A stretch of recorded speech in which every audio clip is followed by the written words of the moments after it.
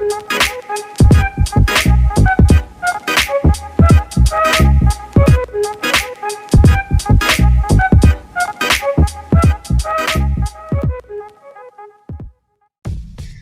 semua, selamat datang kembali di dalam channel YouTube kesayangan kita semua. Apalagi kalau bukan Kutumet, kupas tuntas matematika. Oke anak-anakku yang kekasih, hari ini kita akan membahas satu tema yang sama sekali baru, yang mungkin kalian sudah penasaran kan, karena pernah disinggung pada pertemuan-pertemuan kita sebelumnya.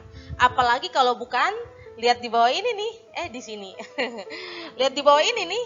Apalagi kalau bukan transformasi geometri. Baik anak-anak, kita akan mengupas hari ini tentang salah satu jenis dari transformasi geometri. Tapi sebelumnya kita perhatikan ya beberapa penjelasan ibu di awal. Selamat menyaksikan. Apa? Transformasi geometri? Transformer kali ya bu? Tentu ada dalam benak kalian bahwa transformasi geometri itu sesuatu hal yang asing. Yang kalian sering dengar yaitu film Transformer kali ya. Kalau di Transformer, film yang kita semua suka, itu kan robot bisa jadi mobil, mobil bisa jadi robot. Tapi apakah di dalam pembahasan matematika kali ini transformer seperti itu? Transformasi seperti itu yang kita maksudkan. Ya kan? Ayo, check this out. Jadi, transformasi geometri itu sebenarnya adalah perubahan satu bidang geometri yang meliputi posisi, ukuran, dan bentuk. Nah, anak-anak, kata kunci dari transformasi ini adalah perubahan. Yang tadi Ibu sudah sebutkan ya, dia bisa meliputi perubahan posisi. Dari posisi awal, kalau misalnya titik itu kita lambangkan dengan X, Y ini kalau titik ya. Jadi kalian harus ingat kan, ada koordinat kartesius yang harus anak-anak kuasai. Jadi kalau titik awalnya X, Y itu dipindahkan ke posisi lain atau diubah ke posisi lain menjadi posisi X aksen, Y aksen. Selain mengubah posisi, transformasi geometri dapat diartikan sebagai satu perubahan ukuran atau bentuk daripada bangun geometri tersebut. Nah, gampang kan? Rupanya ada kemiripan dengan transformer yang tadi kita lihat. Karena kata kuncinya sama-sama perubahan. Nah, anak-anak, udah mulai bisa diingat kan bahwa karena tadi Ibu sudah sebutkan kata kunci dari transformasi geometri itu adalah perubahan. Nah, ini ada yang mengatakan bahwa transformasi dapat diartikan perubahan letak atau bentuk dari suatu bangun geometri menjadi bangun geometri yang lain. Dengan kata lain, suatu bangun geometri ternyata dapat diubah letak dan bentuknya. Nah, kalau berbicara tentang bangun-bangun geometri, kalian pasti sudah tahu kan apa-apa saja yang Ibu maksudkan kan? Karena anak-anak sudah melewati jenjang kelas 7 dan kelas 8. Kalian sudah mempelajari posisi titik, kalian sudah mempelajari tentang garis, anak-anak juga sudah mempelajari tentang bangun datar. Bahkan anak-anak juga sudah mempelajari tentang bangun ruang sisi tegak. Tinggal bangun ruang sisi lengkung nih yang akan kita pelajari pada pokok bahasan selanjutnya. Intinya, semua bangun geometri itu dapat diubah posisi dan bentuknya. Nah anak-anak, tentu ini mencirikan kehidupan kita ya, bahwa manusia itu syarat dengan perubahan. Zaman berubah, waktu berubah, manusia pun berubah. Nah anak-anak, tapi tentunya ketika kita melihat transformasi geometri, kita mengingat ada satu perubahan yang teratur, yang diatur di dalam kaidah-kaidah atau konsep-konsep transformasi geometri.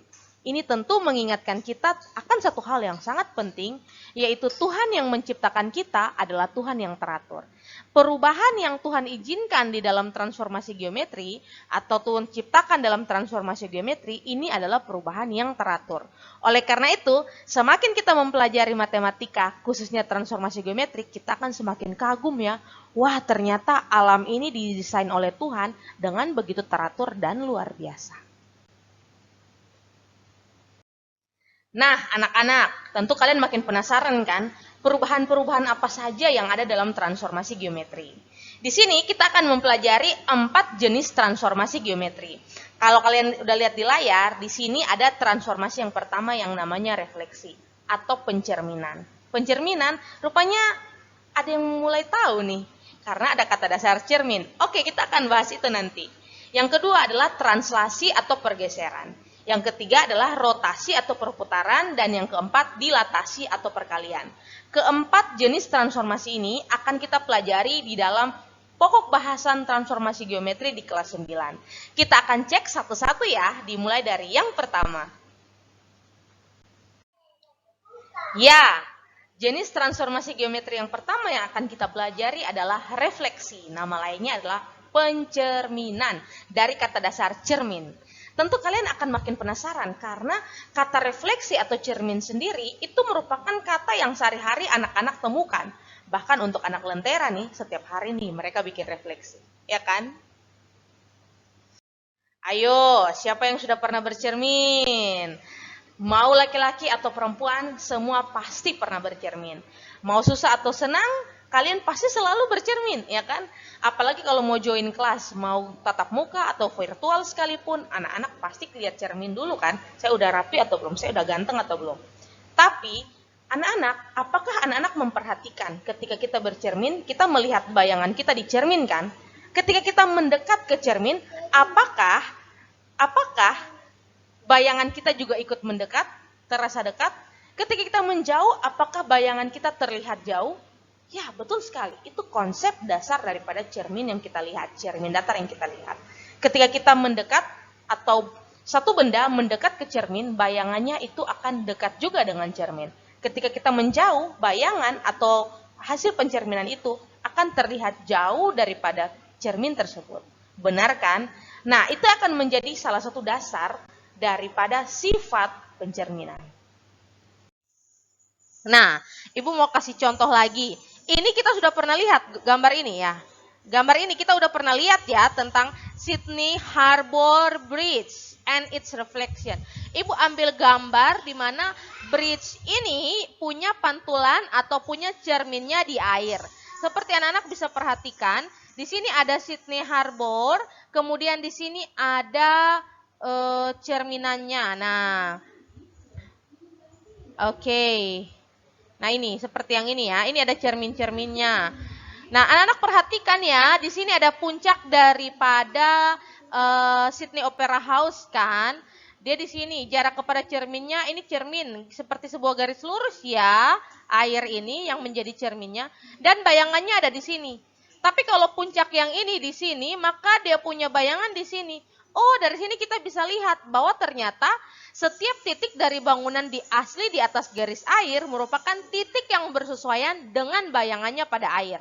Jarak dari semua titik pada bangunan asli ke permukaan air sama besarnya dengan jarak dari bayangan titik ke permukaan air. Maksudnya gini, dari jarak ke sini akan sama dengan jarak bayangannya ke cermin, ya kan? Jarak benda ke cermin sama dengan jarak bayangan ke cermin. Bayangan dari bangunan tersebut pada air dikenal dengan refleksi atau pencerminan bangunan pada air. Seperti itu anak-anak. Jadi pencerminan itu apa ya? Apa itu pencerminan? Secara sistematis, refleksi atau pencerminan merupakan salah satu jenis transformasi yang memindahkan setiap titik, ingat ya, bukan hanya dipindahkan sebagian titik aja, tapi setiap titik suatu bidang pada suatu bidang atau bangun geometri dengan menggunakan sifat benda dan bayangannya pada cermin datar. Sifat bayangan pada cermin datar itu seperti apa ya? Nanti kita akan lihat.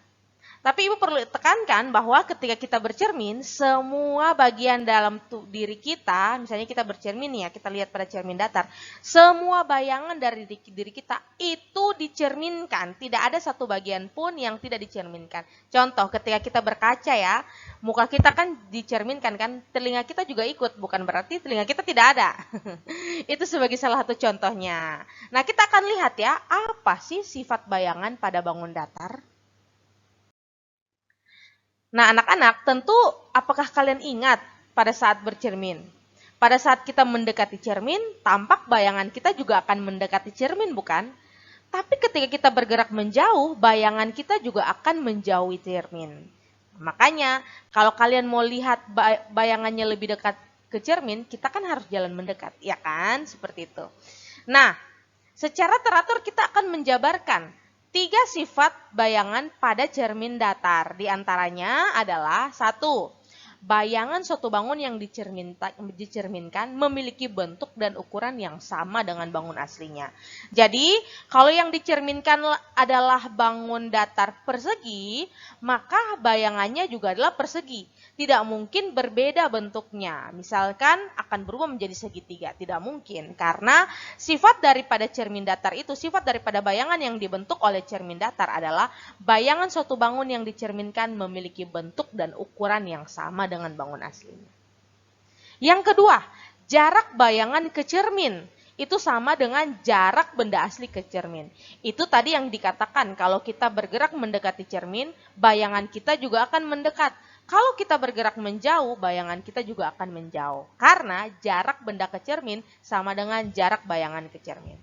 Dan yang ketiga, bayangan bangun pada cermin saling berhadapan dengan bangun aslinya. Jadi, nah ini kalian boleh praktekkan sendiri di rumah. Kalian melihat kepada cermin, tampak wajah kalian tuh berhadapan dengan kalian. Dan tidak memunggungi kalian, bukan? Nah, ini adalah 3 sifat bayangan yang dibentuk oleh pencerminan.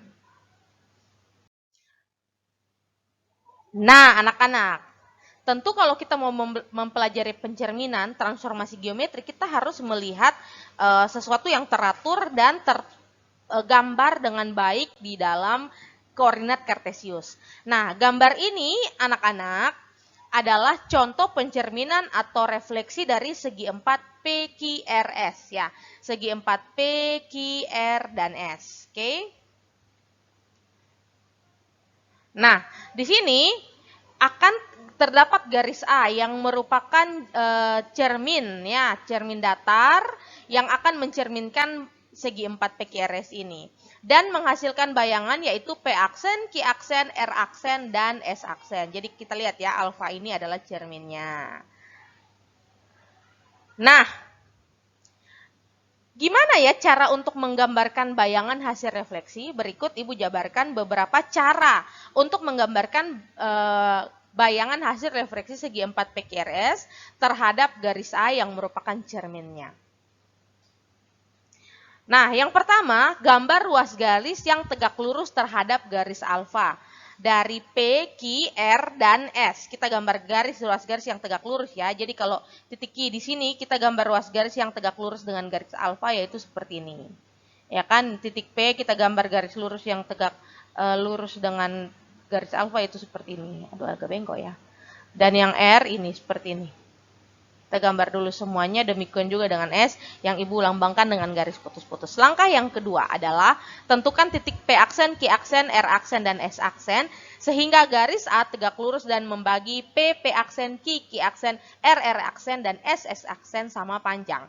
Jadi kalian tentukan kalau titik P di sini jaraknya berapa, kalian juga bikin ini jaraknya ke P aksen juga sama dari cermin, seperti itu. Nah, titik P aksen, Q aksen, R aksen, dan S aksen merupakan bayangan dari P, Q, R, dan S. Yang berikut adalah hubungkan titik-titik P aksen, Q aksen, R aksen, dan S aksen itu. Oleh karena P aksen, Q aksen, R aksen, dan S aksen itu adalah bayangan dari PQR yang direfleksikan terhadap garis A. Nah, jadi kita lihat, ini adalah bendanya dan ini adalah bayangannya. Nah, anak-anak, lalu kalau misalnya kita ketahui sebarang titik pada koordinat X, Y, titiknya boleh apa saja, terserah kalian, terserah soal jika diberikan soal, pada koordinat kartesius, maka bayangan hasil pencerminannya dapat dilihat pada tabel berikut. Ibu sudah siapkan sebuah tabel yang merangkumkan kalau misalnya ada sebuah titik ditercerminkan terhadap sumbu X, terhadap sumbu Y, terhadap titik 0,0, terhadap garis Y sama dengan X, terhadap garis Y sama dengan H, X sama dengan H, pada tabel berikut. Karena beda cermin, beda letaknya. Gitu. Nah, ini Ibu Ria memberikan beberapa rangkuman untuk kita. Ada 7 jenis cermin. Yang pertama, kalau garis X, Y dicerminkan terhadap sumbu X, menghasilkan koordinat bayangan titik X, negatif Y. Kalau garis titik yang sama dicerminkan terhadap sumbu Y, maka akan menghasilkan negatif X, Y. Kalau dicerminkan terhadap titik 0, titik asal 0,0, menghasilkan bayangan seperti ini, dan seterusnya. Anak-anak bisa pause video ini untuk sementara, dan mencatat nih beberapa pencerminan, beberapa jenis cermin yang Ibu sudah berikan pada tabel ini. Nah, anak-anak, tentu dengan melihat tabel, ya, tabel saja yang berisi pencerminan terhadap titik X, Y yang dicerminkan terhadap sumbu X, sumbu Y, dan seterusnya itu menghasilkan titik seperti apa. Dengan melihat saja seperti itu, kalian tentu belum memiliki gambaran secara visual, ya kan? Oleh karena itu, di sini Ibu Ria menyediakan ilustrasi koordinat kartesius yang ada titik A, B, C, dan D. Ya, titik A negatif 6,6, titik B itu adalah 3,4, kemudian titik C negatif 4, negatif 3, dan juga titik D adalah 6, negatif 7, negatif 6, begitu. Nah, keempat titik ini akan kita lakukan pencerminan, ya. Yang pertama, kita lakukan pencerminan terhadap sumbu X, ya. Kita lakukan pencerminan terhadap sumbu X itu bagaimana, ya? Nah, ini anak-anak perhatikan. Titik A negatif 6,6 dicerminkan terhadap sumbu X, ya. Ini titik A 6,6 ini dicerminkan terhadap sumbu X yang ini menghasilkan bayangan A aksen negatif 6,6. Nah, kalian lihat ya, kalau ini jadi cermin, bendanya di sini dicerminkan, maka bayangannya ada di sini. Yang mana memenuhi sifat daripada bayangan yang terbentuk di cermin datar itu, yaitu jarak benda ke cermin sama dengan jarak bayangan ke cermin. Selanjutnya kita perhatikan kalau titik D ini kita cerminkan terhadap sumbu X juga, yang mana titik D ini adalah 7, negatif 6, maka bayangan yang terbentuk D aksen adalah 7,6, ya. 7,6 gitu. Nah, dari sini tentu kalian langsung bisa membayangkan, kalian sudah bisa melihat bahwa rumus yang ada di tabel tadi sudah teraplikasikan, ya. Oke, kita lanjut lagi. Sekarang kita cerminkan terhadap sumbu Y salah satu titik, yaitu misalkan titik C. Kita cerminkan terhadap sumbu Y. Titik C atau titik asalnya itu adalah negatif 4, negatif 3. Apabila dicerminkan terhadap sumbu Y menghasilkan bayangan C aksen 4, negatif 3. Sekali lagi ya, 4, negatif 3. Seperti itu. Lanjut. Nah, jikalau ada bayangan 3,4 titik B dicerminkan terhadap sumbu Y menghasilkan bayangan B aksen negatif 3,4 dengan ketentuan menggunakan sifat yang sama, yaitu jarak benda ke cermin sama dengan jarak bayangan ke cermin, gitu ya. Nah, sekarang bagaimana kalau dicerminkan terhadap garis yang lain? Misalkan di sini garis Y sama dengan X. Kita gambar dulu ya garis Y sama dengan X. Tentu kalian harus mengingat kembali bagaimana cara menggambar garis-garis lurus apabila diketahui persamaan garis lurusnya. Nah, di sini persamaannya adalah Y sama dengan X. Kita gambarkan dulu garisnya. Ini garis biru kelihatan. Kita mau mencerminkan titik dengan menggunakan cermin, yaitu garis Y sama dengan X ini. Bagaimana? Apabila titik A negatif 6,6 dicerminkan terhadap garis Y sama dengan X akan menghasilkan apa? Ya, betul sekali, menghasilkan bayangan 6, negatif 6. Oke. Ya, garis menghasilkan titik 6, negatif 6. Contoh yang lain lagi. Misalkan kita punya garis yang lain, bukan Y sama dengan X lagi, tapi garis Y sama dengan negatif X. Kalau kita punya cermin yaitu garis Y sama dengan negatif X, kalau kita mencerminkan salah satu titik, misalkan titik C ini yang akan kita cerminkan terhadap garis Y sama dengan negatif X, menghasilkan bayangan apa? Titik C itu adalah negatif 4, negatif 3. Kalau kita cerminkan terhadap garis Y sama dengan negatif X, maka akan menghasilkan bayangan C aksen sama dengan 3,4. Nah, kalian lihat ya bagaimana titik-titik tersebut bertransformasi, mana yang jadi positif, mana yang jadi negatif, dan seterusnya. Nah, Sekarang kita lihat bagaimana pencerminan terhadap titik 0,0. Nah, misalkan di sini adalah titik 0,0-nya. Ini saya kasih highlighter lagi, walaupun tidak perlu karena kalian semua sudah tahu bahwa titik ini perpotongan sumbu X dan sumbu Y ini ada di titik 0,0.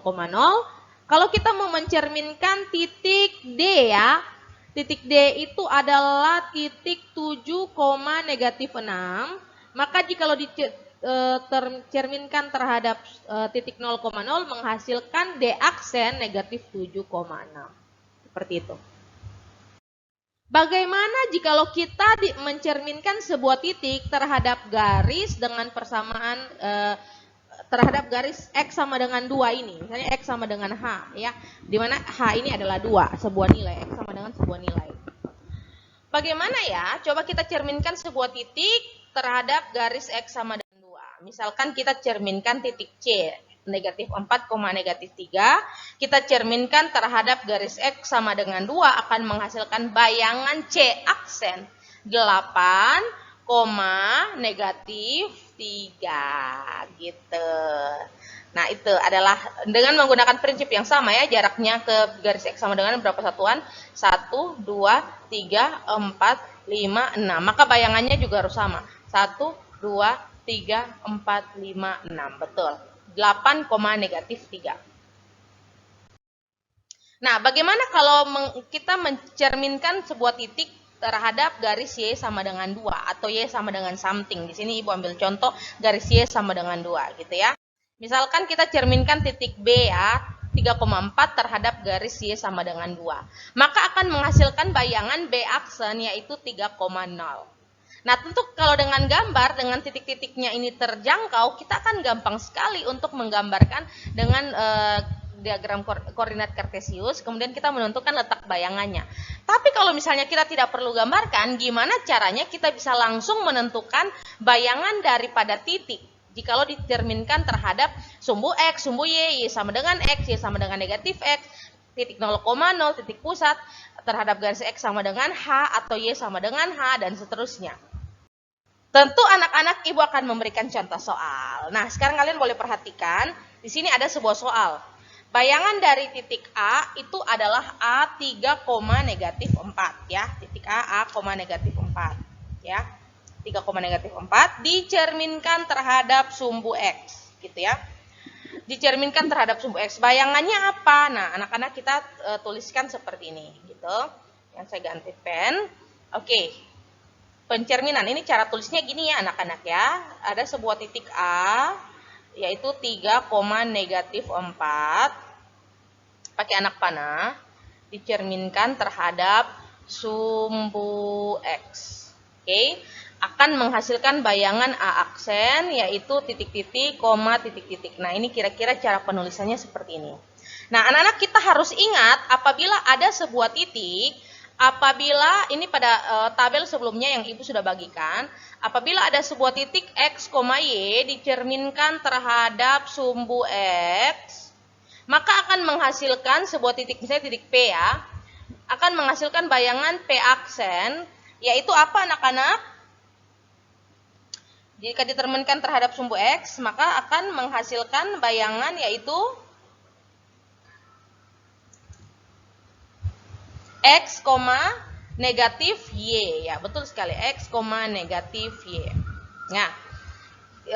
Nah, jikalau titik itu adalah A 3,4, nah 3 ini adalah nilai X ya. Saya ganti warna dulu biar anak-anak bisa kelihatan di sana. Misalnya 3 ini adalah nilai X, negatif 4 ini adalah nilai Y.